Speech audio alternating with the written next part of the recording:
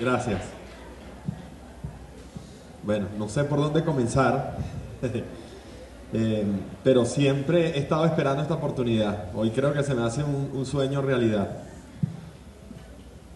¿Por qué? Desde hace mucho tiempo, y creo que lo comentábamos mucho en el canal cuando trabajábamos allí, que comenzamos a vivir tantas cosas, decíamos, oye, tenemos que conversar esto con la gente de los salones de clases, en los pupitres, sentarnos con la gente que está estudiando ahorita comunicación social, porque tal vez no saben lo que les viene.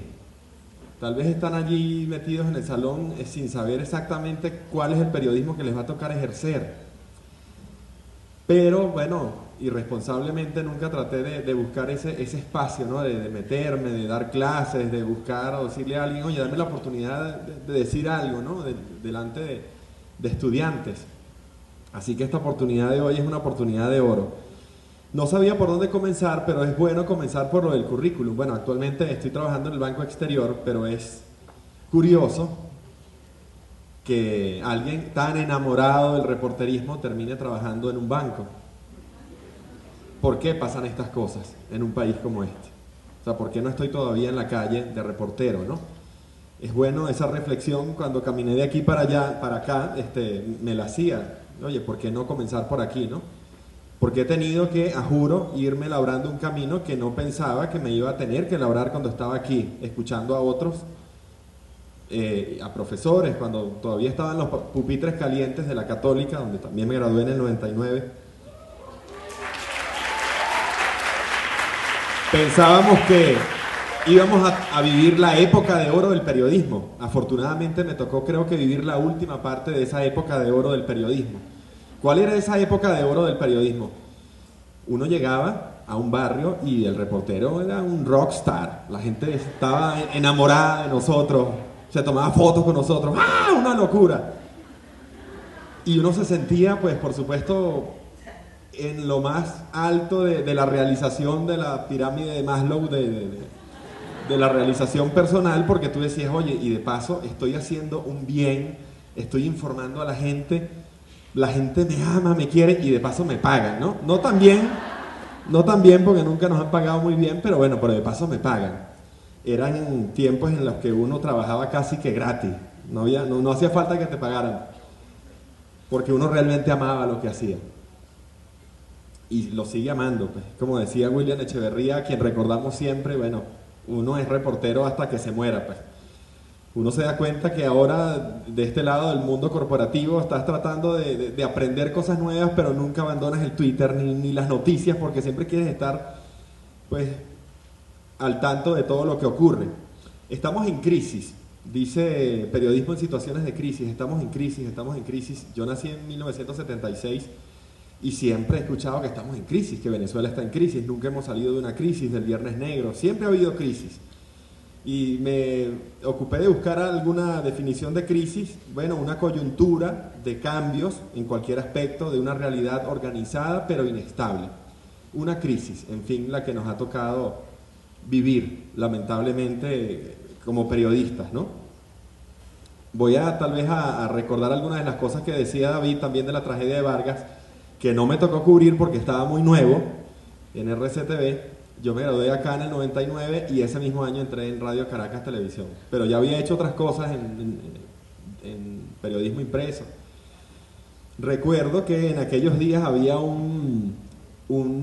bueno recordar las anécdotas de otros compañeros porque así uno recuerda las que no recuerda y uno contarles las que uno recuerda que ellos no recuerdan. Recuerdo que había un psiquiatra que había contratado el canal y nos entrevistó como a los 5 días a ver si estábamos locos, teníamos imágenes repetitivas, dormíamos bien. Y dijeron, bueno, los que tenían muchos días en Vargas los cambiaron, los que habíamos ido a Miranda, que fue otra zona muy afectada, bajamos a Vargas, ¿no? Y me tocó vivir cosas interesantes de esa época de oro del periodismo. Recuerdo que lo viví con Johnny Ficarella. No sé si de pronto esté cambiando fechas porque, bueno, hubo varias vaguadas en esos años, ¿no? 99, 2000, 2001. Pero en fin, era la colita de esa época de oro. Me tocó ver al presidente Chávez manejando él mismo su carro, su jeep, metiéndose por los barrios, se bajaba, hablaba con la gente, nosotros lo podíamos abordar, nos podíamos parar al lado de él. Como a las 2 de la mañana estaba cayendo un palo de agua muy fuerte, eso está en un demo ahí, si ponen demo Pedro Guerrero, en YouTube lo van a ver. Había como una carpa más o menos improvisada donde tenían al presidente ay, nos hizo pasar, chino, adelante, tómate un café conmigo. Y lo pudimos entrevistar. Era una persona de carne y hueso, cercana, que nos estaba dando acceso a nosotros a entrevistarlo, como debe ser, como siempre fue y como sigue siendo en otros países. Nos sentábamos en las oficinas de los ministros, esperábamos a los ministros, conversábamos con ellos. Sí pagábamos nuestros plantones porque como reporteros siempre nos toca esperar 2, 3, 4, 5 horas al entrevistado, pero cuando finalmente llegaba nos hacía pasar a su oficina. Éramos, no sé si amigos, pero teníamos buenas relaciones con nuestras fuentes, nos respetaban, nosotros los respetábamos a ellos.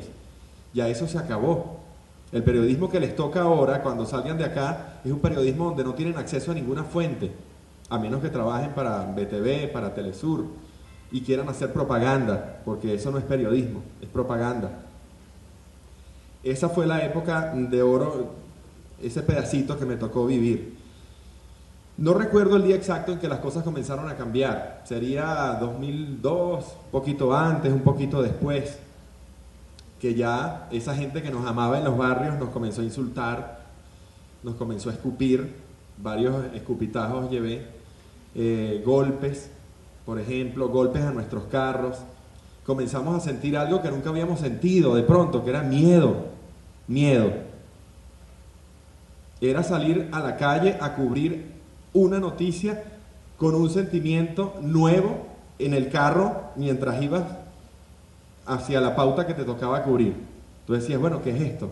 Porque ahora siento miedo de bajarme del carro.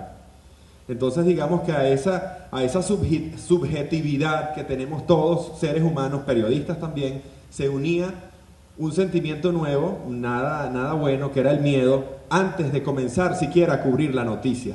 Ya ahí la noticia entonces sufría ciertos cambios y esa cobertura también sufría ciertos cambios y esa proximidad hacia la noticia y esa equidistancia de la cual nos hablaban los profesores en la universidad, que teníamos que ser objetivos, que teníamos que decir siempre la verdad, que teníamos que defender la verdad por encima de todo.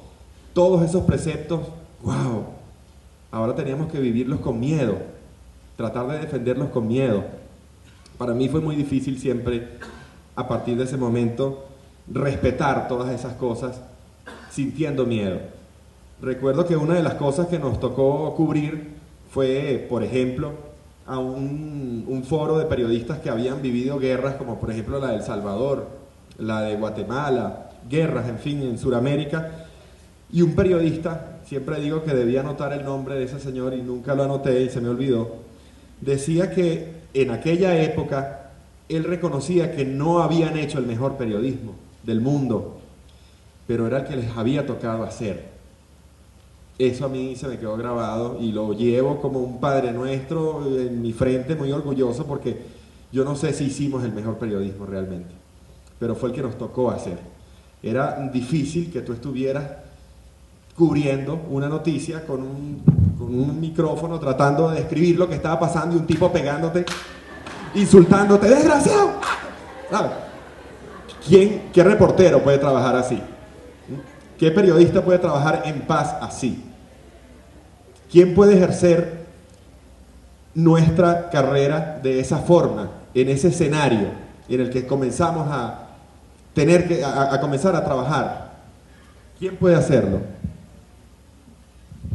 ¿Quién puede realmente ejercer un periodismo sano cuando comenzamos a recibir tantos insultos de la gente y a decir que la gente, que bueno, que digan la verdad, decían, con L, lo de los barrios? Nunca lo... Recuerdo que siempre digo que si en aquella época hubiera existido el Twitter, un hashtag famosísimo hubieran sido digan la verdad. Sí, lástima que no había Twitter en aquella época. Pero bueno, a veces nos tocaba decir, bueno, ¿y cuál verdad quiere esta gente? ¿Cuál verdad? los carros de prensa comenzamos a tener que quitarle los rotulados, que antes exhibíamos con mucho orgullo, esos carros blancos que decían El Observador, wow, Globovisión, esos carros azules con esas letras amarillitas, nítidas que decían Globovisión. Tuvimos que comenzar a quitarles esos rotulados porque donde llegábamos y estacionábamos el carro, los quemaban, hubo varios carros quemados, los destruían, rompían los vidrios, robaban todas las cosas que estaban adentro, equipos costosos. O te los quitaban, se los quitaba el gobierno, me apunta por aquí del Valle, o antes de bajarnos siquiera a cubrir la noticia ya estábamos recibiendo pedradas, insultos y escupitajos nuevamente, o patadas, porque también le daban muchas patadas a los carros. Recuerdo una vez cuando estaba en un carrito viejito del canal por la avenida Baral, ya estaba muy cerca del canal y tuvimos que bajarnos porque recibíamos patadas y estaban moviendo el carro de un lado a otro, y yo dije, mira, vamos a bajarnos, le dije al camarógrafo, al asistente, porque creo que aquí nos van a incendiar vivos adentro, es preferible bajarnos y tratar de abrirnos paso y salir corriendo hacia el canal. Esas cosas nos tocó vivir. Además, comenzaron a llegar a las redacciones una dotación que nunca habíamos visto, ¿no? Siempre en el canal nos daban un trajecito, una corbatica todos los años, y bueno, ya cuando estaba gastadita llegaba otra vez la dotación, una corbatica, un saquito.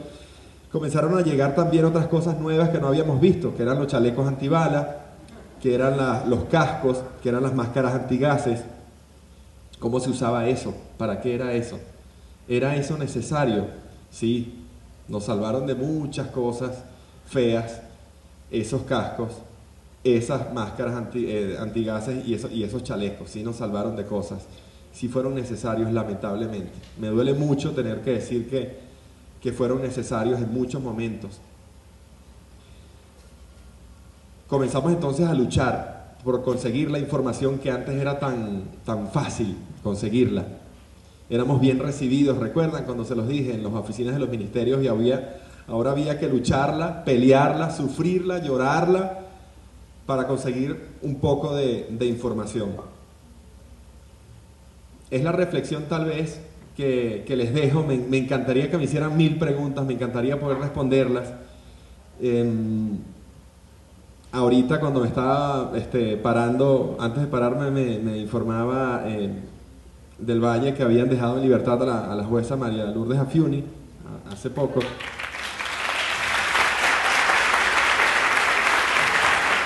Sin embargo, me alegro muchísimo porque me parece que, bueno, que está detenida injustamente. Sin embargo, usando un poco un razonamiento de un reportero que cubrió conmigo mucho tiempo, de una reportera que cubrió conmigo mucho tiempo la fuente judicial, de esos periodistas ácidos, no voy a decir quién es porque no voy a meter en problemas a nadie, sino a mí mismo, de esos periodistas ácidos. Hay muchas clases de periodistas, hay muchos periodistas sensibleros como yo, que lloramos con cualquier cosa, pero hacen falta también esos periodistas ácidos, que nadie los tolera, una redacción antipático, pero son muy buenos, hacen falta esos periodistas ácidos también. Esta periodista, ¿y por qué hacen falta? Porque a veces uno recuerda las cosas con cariño o trata de luchar por causas que otro te recuerda y te dice, mira, pero ya va, acuérdate de algo. ¿Qué pasó por qué traigo lo de la jueza Fiuni? Una de las últimas cosas, cuando ya me estaba saliendo del periodismo, a mí me pasó que Sergio Novelli me dice, oye, ya estoy cansado de narrar noticias, ya no aguanto más. Salíamos a las 12 de la noche y renuncia. Me llama como a las 2 semanas mi jefa, Pedro, le tengo una buena noticia, eres el nuevo narrador de noticias de RCTV del Observador. Yo digo, wow, me convertí en estrella. Al mes cerraron el canal.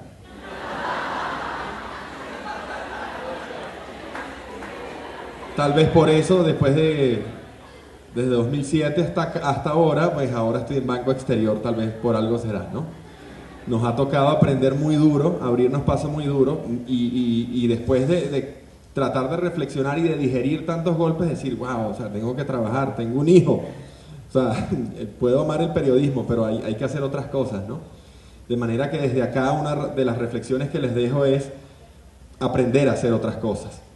Tal vez con nosotros pudimos escoger cuando en aquella época, bueno, yo voy a ser periodista y me fui por la mención de periodismo impreso en aquella época, no sé cómo estén las menciones ahorita acá, o había la de audiovisual o había la de publicidad y relaciones públicas, pero creo que en la situación actual en la que estamos hay que saber un poco de todo, porque realmente no sabemos en dónde vamos a comenzar a terminar trabajando cuando salgamos. Es tal vez la reflexión más importante que les dejo. Primero, hacer buenas relaciones con todo el mundo que puedan hacer. Y segundo, tratar de conocer un poquito de cada área porque no sabemos dónde vamos a terminar trabajando. Pero termino con la reflexión de María Lourdes Afiuni y de esta reportera muy ácida. Una de las últimas cosas que me tocó cubrir fue la fuente judicial, que me encantó. Íbamos siempre al Palacio de Justicia o al Tribunal Supremo de Justicia, que era como nuestra casa, y ahí cuando nos dejaban entrar, y a eso voy, por ahí van los tiros, nos dejaban entrar y también teníamos una oficina de prensa, éramos bien recibidos, éramos bien admirados por los jueces, los alguaciles. De pronto a una jueza se le ocurrió decir, bueno, ya los periodistas no pueden estar en el Palacio de Justicia, sáquenlos al pasillo. Pasó un cierto tiempo, después no, ya en el pasillo no nos sirven, sáquenlos a las escaleras.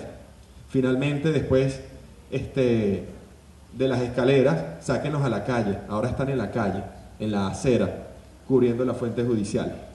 Esta reportera me decía, ¿dónde estaba María Lourdes Afiuni cuando nos sacaron del pasillo, de las escaleras y en la calle? Estaba ahí, en el Palacio de Justicia. Estaba ahí. Entonces es bueno tener esos periodistas ácidos que nos recuerdan, epa, ya va, qué chévere, bienvenida a la libertad María Lourdes Afiuni, pero ¿dónde estabas? Que no peleaste por nosotros que estábamos allí. Gracias.